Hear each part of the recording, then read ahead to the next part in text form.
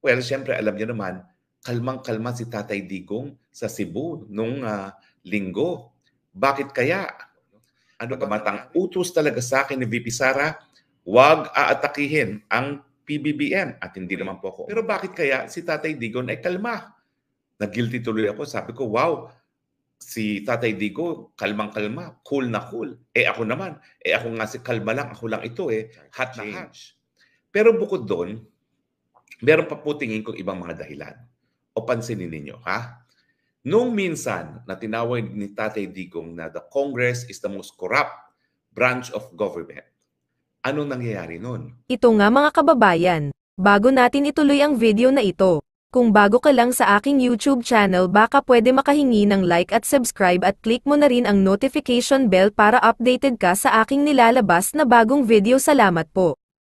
Anyway, ang natin, anong pag-usapan natin ngayon? Well, siyempre alam niyo naman, kalmang-kalma si Tatay Digong sa Cebu nung linggo. Bakit kaya? Ano bang nangyari? Ako yung hot na hot nung panahon na yon. Siyempre, maintindihan nyo naman ako bakit ang hot na hot, no? Alam nyo naman yung nangyari sa misis ko, no? First time ko na nakapagsalita mula nung nangyari yon. Siyempre, tao rin naman po, no? Bagamat ang utos talaga sa akin ni VP Sara, huwag aatakihin ang PBBM at hindi naman po ako umatake, no? Dahil ako bang po talaga ay nagtatanong lang, bakit pabali-balentong? At siyempre, bakit? Lalong-lalo na pagdating dito sa charter change, nag-iba matapos lamang ng isang taon. Dahil Pebrero ng isang taon, sabi niya talaga, hindi niya kailangan ng charter change sa economic provisions, no? Pero ngayon, kinakailangan daw niya. Pero anyway, pero bakit kaya si Tatay Digong ay kalma?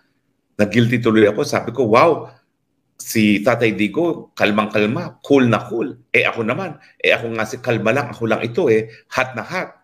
Well, may mga dahilan po yan. Unang-una, tatapatin ko po kayo. Nagsabi talaga si Mayor Rama na kinakailangan hanggang charter change lang ang pag-uusapan. Kapag lumabas sa charter change, aalis daw siya. At sabi pa nga niya sa akin, siyempre hindi po pwede yung mga incitement to sedition, yung mga maghihiwalay sa bansa, yung mga ganyan, ayaw niya yan. So sabi niya, tutok lang tayo sa bribery initiative dahil siya mismo, sinabi naman niya sa kanyang talumpati, ayaw niya na namimili ng lagda at ayaw niya na linilin lang ang mga Pilipino. Na kung ano-ano pinipirmahan nila, kunwari ayuda, yung pala pang charter change. Pero bukod doon, meron pa po tingin kong ibang mga dahilan. O pansinin ninyo, Nung minsan na tinawag ni Tatay Digong na the Congress is the most corrupt branch of government, anong nangyayari nun? Well, yun yung tinanggaran ng intelligence funds, confidential funds in Sara Duterte at meron pang nabalita na impeachment. So natural, ama ang Tatay Digong. Ang kanyang instinct talaga, protektahan ang kanyang anak. At dahil ang banta ay nanggagaling nga sa Kamara de Representante, natural, talagang binomba niya ng husto ang Kamara de Representante. Anong naging resulta? Ipinasara ng mga kongresista ang SMNI. Dahil yan nga po ang ginagamit niyang medium para mag-address sa taong bayan doon sa kanyang gikan sa masa. O, nung bagong yung sa Davao na tinawag niya na drugista si PBBM. Ano naman ang nangyari? Well, siyempre, mainit. Bakit? Dahil nga, bumalentong ang presidente at ang kanyang Secretary of Justice pagdating sa issue ng ICC. Ang taga-taga ng sinasabi ni Presidente, hindi siya makikipagtulungan sa ICC, biglang nagsalita ang Justice Secretary, makikipagtulungan na.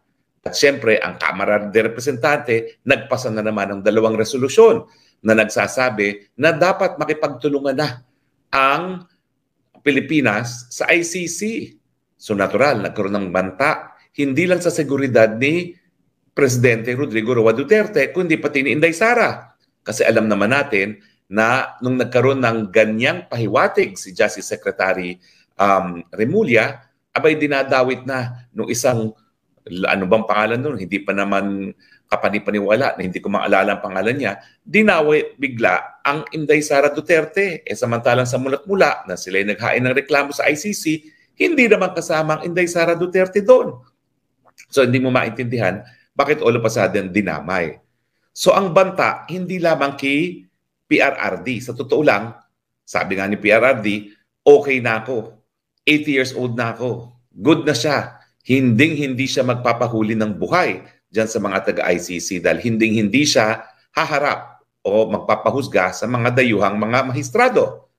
Pero alam niyo ba, minsan kasi tinanong siya ni VP Sara, paano naman ako, 45 years old, hindi pa ako 80. Kaya napaisip tuloy ang PRRD, no? Oo nga, paano naman yung kanyang unika iha?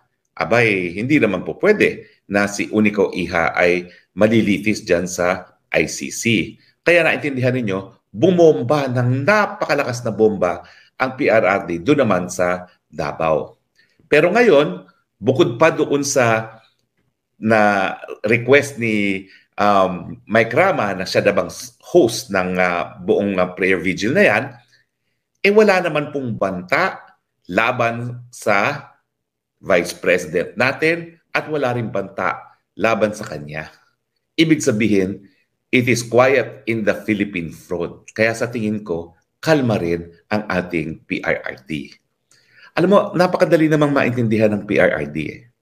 Unang-una, gaya natin, may pamilya siya.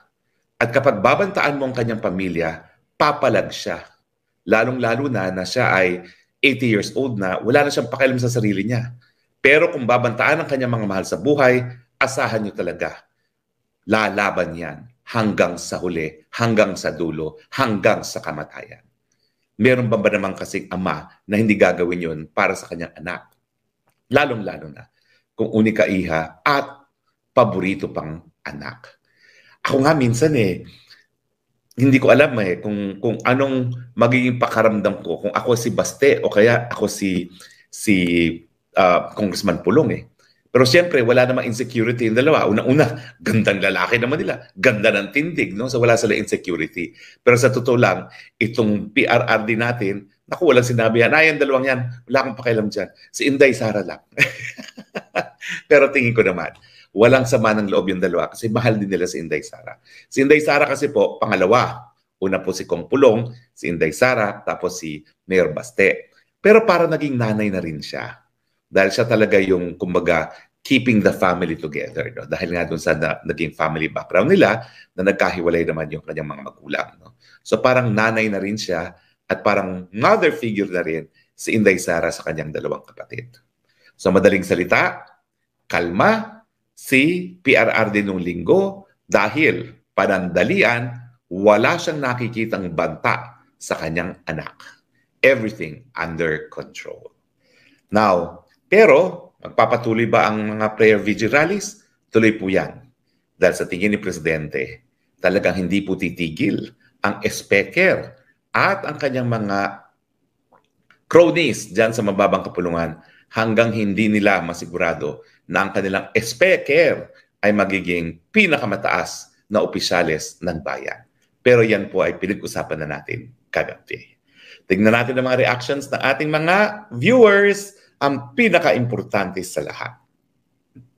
Okay, si Vicente Esplana, good PM, Attorney H. Roque, laban lang sa katotohanan sa mga nangyayari sa bansa natin. Dapat sa darating na eleksyon, iboto ang karapat-dapat tulad mo, Attorney H. Roque, lahat palitan ng itong mga kong. Maraming salamat po.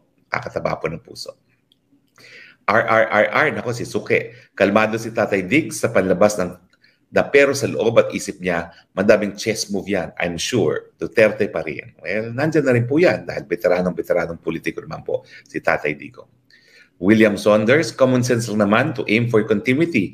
PBM now realizes there won't be if VP Sara succeeds, mostly sa foreign policy. Okay, Jenny Ann, baka po pwede nyo i-translate ang speech ni PRRD. Di ako natulog all night. Inaantay ko ang speech niya dito sa Vancouver, kaya lang hindi maintindihan. Sige po, kukuha ko ng transcription at ipopost po natin yan sa ating vlog. Okay? Gagawin ko po yun para maintindihan ng lahat. Galia Longa, si Harry Roque, hindi man talaga makamarkos yan pumasok sa unit team ng dahil kay Sara. Totoo po yan. Kasi at a certain point, kinakailangan maniwala ka sa iyong boss. At ang kinikilala kong boss talaga sa politika nung nakalipas na eleksyon ay si Inday Sara Duterte. So I had to give her my trust. At hindi ko siya sisisihin kahit ano mangyari. Basta ako, napatunayan ko, susunod ako sa aking leader. Arcilia Zenea, attorney, malaki po ang tiwala namin kay Tatay Digong at Sara. Wish ko rin maibalik po ang SMNI. Well, nung isang araw po, naghain na ako ng motion. Para nga po, bigyan naman ng pansin ng ating Korte Suprema yung aming prayer for temporary restraining order at saka ng preliminary injunction. Dahil sabi ko, kada oras, kada araw na wala pong prangkisa ang SMNI, nasusupil po ang mga karapatan namin bilang mga anchors at mga pamamahayan na sa malayang pananalita at sa malayang pamamahayan. Lovefinity Channel, attorney, mata lang po sa bagyo ang Siburali.